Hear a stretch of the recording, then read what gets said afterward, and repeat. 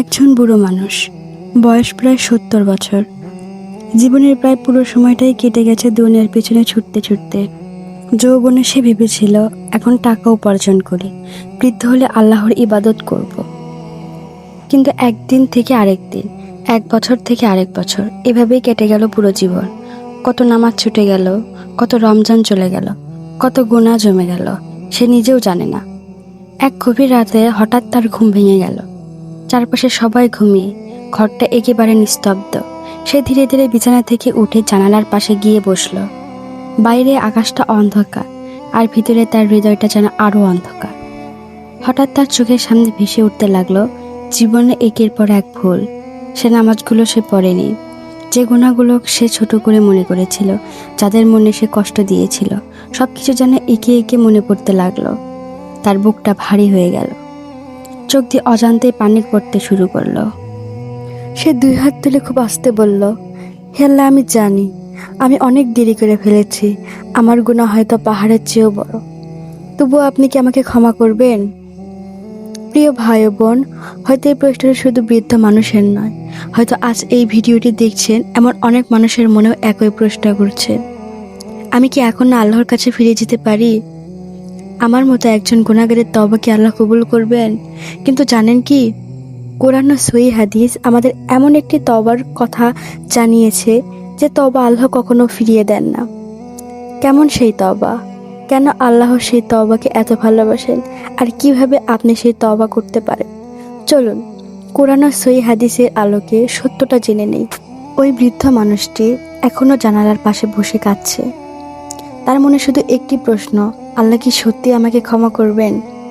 ঠিক তখন যদি আমরা কোরআনের দিকে তাকাই, দেখব আল্লাহ সুবহানাল্লাহু তাআলা যেন ঠিক এমন মানুষের উদ্দেশ্য করে একটি অসাধারণ ঘোষণা দিয়েছেন। আল্লাহ বলেন, বলুন হে আমার বান্দা, যারা নিজেদের উপর জুলুম করেছ, তোমরা আল্লাহর রহমত থেকে নিরাশ হয়ে না। নিশ্চয়ই আল্লাহ সব গুনাহ ক্ষমা করে দেন। তিনি তো পরম ক্ষমাশীল, পরম দয়ালু। সূরা আজ-জুমার আয়াত 53। একটু গভীরভাবে চিন্তা করে দেখুন, আল্লাহ এখানে বলেননি হে নেককার বান্দারা, বরং বলেছেন হে আমার বান্দারা, অর্থাৎ যারা গুনাহ করেছে, যারা ভুল করেছে, তাদেরও আল্লাহ নিজের বান্দা বলে ডাকছেন। এটাই আল্লাহর রহমতের সৌন্দর্য। কিন্তু এখানেই শেষ নয়। রাসূল আমাদের আরো অবাক করে দেওয়ার মতো একটি কথা বলেছেন। তিনি বলেছেন, এক ব্যক্তি মরুভূমিতে তার উট হারিয়ে ফেলেছিল। সেই উটের উপর ছিল তার সব খাবার ও পানি। সে নিশ্চিত হয়ে গিয়েছিল আজ তার মৃত্যু হবে। কিন্তু কিছুক্ষণ পর হঠাৎ সে দেখল তার উটটি আবার তার সামনে ফিরে এসেছে। ভাবুন তো, সেই মানুষটির আনন্দ কতটা ছিল। রাসূল বললেন, এর চেয়েও বেশি আনন্দিত হন আল্লাহ যখন তার কোনো বান্দা আন্তরিকভাবে তওবা করে তার কাছে ফিরে আসে। সহিহ বুখারী ও সহিহ মুসলিম। একটু ভাবুন, আমরা মনে করি গুনাহ করলে আল্লাহ শুধু রাগ করেন, কিন্তু যখন একজন বান্দার চোখের পানি নিয়ে নিজের ভুল স্বীকার করে আল্লাহর কাছে ফিরে আসে, তখন আল্লাহ তাকে ফিরিয়ে দেন না, বরং তার ফিরে আসার আনন্দিত হন। কিন্তু এখন প্রশ্ন হলো, সব তওবাই কি কবুল হয়? নাকি এমন কিছু শর্ত আছে যে শর্তগুলো পূরণ হলে সেই তওবাকে আল্লাহ কখনো ফিরিয়ে দেন না? চলুন পরের অংশে সেই গুরুত্বপূর্ণ বিষয়টি জেনে নেই। এখন প্রশ্ন হলো, কেমন সেই তওবা, যে তওবা আল্লাহ কখনো ফিরিয়ে দেন না? চলুন আবার সেই বৃদ্ধ মানুষটার কাছে ফিরে যায়। সারা রাত কান্নার পর হঠাৎ তার মনে একটি কথা এলো, আমি যদি আজ শুধু মুখে বলি আস্তাগফিরুল্লাহ, আর কাল আবার একই গুনাহ করি, তাহলে কি এটাকেই তওবা বলা হবে? উত্তর হলো না, কারণ তওবা শুধু মুখের কয়েকটি শব্দ নয়, তওবা শুরু হয় হৃদয় থেকে। যেদিন একজন মানুষ নিজের গুনাহের জন্য সত্যিই অনুতপ্ত হয়, নিজের ভুলের জন্য কাঁদে আর মনে মনে বলে, হে আল্লাহ, আমি আর এই পথে ফিরতে চাই না, সেদিন থেকেই তার তওবার যাত্রা শুরু হয়। কিন্তু শুধু অনুতপ্ত হলেই যথেষ্ট নয়। যে গুনাহের মধ্যে সে ছিল, সে গুনাহ থেকে তাকে ফিরিয়ে আসতে হবে। যদি সে হারাম উপার্জন করে, তাহলে সে হারাম কাজ ছেড়ে দিতে হবে। যদি সে নামাজ ছেড়ে দিয়ে থাকে, তাহলে আবার নামাজে ফিরে আসতে হবে। যদি সে কারো হক নষ্ট করে থাকে, তাহলে যথাসাধ্য সেই হক ফিরিয়ে দিতে হবে, অথবা তার কাছে ক্ষমা চাইতে হবে। আর সবচেয়ে গুরুত্বপূর্ণ বিষয়, সে দৃঢ়ভাবে সিদ্ধান্ত নেবে, আল্লাহর কাছে বলবে, হে আল্লাহ, আমি দুর্বল মানুষ, আবার ভুল হতে পারে, কিন্তু আমি ইচ্ছা করে আর কখনো এই গুনাহে ফিরতে চাই না। এটাই হলো সত্যিকারের তওবার হৃদয়। মনে রাখবেন, আল্লাহ আমাদের কাছে নিখুঁত মানুষ হতে বলেননি। তিনি চেয়েছেন আমরা ভুল করলে অহংকার না করে তার কাছেই ফিরে আসি। কিন্তু একটি প্রশ্ন এখনো রয়ে গেছে, যদি একজন মানুষ একই গুনাহ বারবার করে আর বারবার তওবা করে, তাহলে কি আল্লাহ তাকে বারবার ক্ষমা করেন? নাকি এক সময় আল্লাহ বলেন, এবার আর নয়? এই প্রশ্নের উত্তর রাসূলুল্লাহ সাল্লাল্লাহু আলাইহি ওয়াসাল্লাম আমাদের এমনভাবে দিয়েছেন, যা শুনলে আল্লাহর রহমতের প্রতি আপনার ভালোবাসা আরও বেড়ে যাবে। চলুন পরের অংশে এই অসাধারণ হাদিস সম্পর্কে জেনে নিই। এখন হয়তো আপনার মনে একটি প্রশ্ন এসেছে, আমি তো একবার নয় অনেকবার তওবা করেছি, কিন্তু আবার সেই একই গুনাহে ফিরে গিয়েছি, তাহলে আল্লাহ কি এখনো আমাকে ক্ষমা করবেন? প্রিয় ভাই ও বোন, এই প্রশ্নের উত্তর রাসূল নিজেই আমাদের জানিয়েছেন।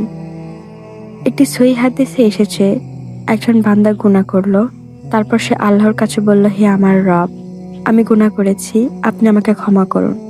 তখন আল্লাহ বলেন, আমার বান্দা জানে তার একজন রব আছেন, তিনি গুনাহ ক্ষমা করেন এবং গুনাহের জন্য শাস্তিও দেন। আমি আমার বান্দাকেও ক্ষমা করে দিলাম। কিছুদিন পর সে আবার সেই গুনাহ জড়িয়ে পড়ল, আবার কাঁদতে কাঁদতে বলল, হে আমার রব, আমি আবার ভুল করেছি, আপনি আমাকে ক্ষমা করুন। আল্লাহ আবারও তাকে ক্ষমা করে দিলেন। এভাবে কয়েকবার হওয়ার পরেও আল্লাহ বললেন, আমার বান্দা জানে তার একজন রব আছে, সে যখনই আমার কাছে ক্ষমা চাইবে আমি তাকে ক্ষমা করব। সহিহ বুখারী ও সহিহ মুসলিম। কিন্তু এখানে একটি বিষয় খুব ভালোভাবে বুঝতে হবে, এই হাদিসের অর্থ কখনোই এটা নয় যে মানুষ ইচ্ছাকৃতভাবে গুনাহ করতে থাকবে আর ভাববে পরে তওবা করে নেব। না, এটা সত্যিকারের তওবা নয়। এই হাদিস সেই মানুষটির কথা বলছে যে নিজের দুর্বলতার কারণে ভুল করে ফেলে, তারপর সঙ্গে সঙ্গে লজ্জিত হয়, কাঁদে এবং আল্লাহর কাছে ফিরে আসে। কারণ আল্লাহ আমাদের দুর্বলতা জানেন, কিন্তু তিনি দেখতে চান ভুল করার পর আমরা কার দরজায় ফিরে যাই। আর যদি আপনি আজ সত্যি আল্লাহর কাছে ফিরে আসতে চান, তাহলে রাসূল আমাদের একটি সুন্দর আমল শিখিয়েছেন, সেটি হলো সালাতুত তাওবা, অর্থাৎ তাওবার 2 রাকাত নফল নামাজ। সুন্দরভাবে ওযু করে 2 রাকাত নামাজ আদায় করুন। তারপর 2 হাত তুলে নিজের ভাষায় আল্লাহর কাছে বলুন, হে আল্লাহ, আমি আপনার কাছে ফিরে এসেছি, আমার সব গুনাহ ক্ষমা করে দিন, আমার হৃদয়কে পরিবর্তন করে দিন, আমাকে এমন শক্তি দিন যাতে আমি আর এই গুনার পথে ফিরে না যাই। হয়তো এই 2 রাকাত নামাজে আপনার জীবন সবচেয়ে সুন্দর করে দিতে পারে। প্রিয় ভাই ও বোন, চলুন শেষবারের মতো সেই বৃদ্ধ মানুষটির কাছে ফিরে যাই। ফজরের আজান ভেসে আসছে। সারা রাত কান্না করার পর তার চোখ দুটো লাল হয়ে গেছে, কিন্তু তার বুকের ভিতর যে ভারটা ছিল সেটা যেন ধীরে ধীরে হালকা হতে শুরু করছে। সে উঠে দাঁড়ালো, অজু করলো, তারপর 2 রাকাত সালাতুত তাওবা আদায় করলো। নামাজ শেষে সে আবার 2 হাত তুলে বলল, হে আল্লাহ, আমি জানি না আমার জীবনের আর কতদিন বাকি আছে, কিন্তু যতদিন বেঁচে থাকবো আমি আপনার কাছেই ফিরে থাকতে চাই। আমার অতীত আপনি বদলে দিবেন না, কিন্তু আমার ভবিষ্যৎটা বদলে দিন। প্রিয় ভাই ও বোন, এটা একজন মুমিনের সবচেয়ে বড় সৌভাগ্য। সে কখনো নিজের গুনাহ নিয়ে গর্ব করে না, আবার আল্লাহর রহমত থেকে নিরাশও হয় না। মনে রাখবেন, শয়তান চায় আপনি গুনাহ করুন, আর গুনাহ করার পর ভাবুন আমার আর ক্ষমা নেই, কিন্তু আল্লাহ চান আপনি ফিরে আসুন। রাসূলুল্লাহ সাল্লাল্লাহু আলাইহি ওয়াসাল্লাম বলেছেন, আল্লাহ বান্দার তওবা কবুল করেন যতক্ষণ না তার প্রাণ কণ্ঠনালীতে পৌঁছে যায়। জামে তিরমিজি। অর্থাৎ আজ এই মুহূর্তে আপনি যদি সত্যিকার অর্থে আল্লাহর কাছে ফিরে আসেন, তবে তার রহমতের দরজা এখনো আপনার জন্য খোলা। তাই অতীতের গুনাহ নিয়ে শুধু আফসোস করে সময় নষ্ট করবেন না, আজ থেকেই নতুনভাবে শুরু করুন। হয়তো এই ভিডিওটি দেখা আপনার জীবনের একটি নতুন অধ্যায়ের শুরু। আসুন আমরা সবাই অন্তর থেকে একটি দোয়া করি, হে আল্লাহ, আমাদের গোপন ও প্রকাশ্য সব গুনাহ ক্ষমা করে দিন, আমাদের তওবাকে কবুল করে নিন, আমাদের অন্তরকে হেদায়েতের ওপর অটল রাখুন, আর আমাদের মৃত্যু যেন ঈমানের ওপর হয়।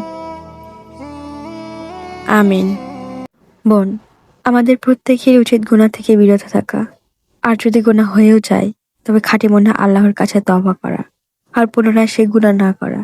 আল্লাহ আমাদের সবাইকে সঠিক বুঝার তৌফিক দান করুন। এ বলে আমি আমার ভিডিওটি শেষ করছি।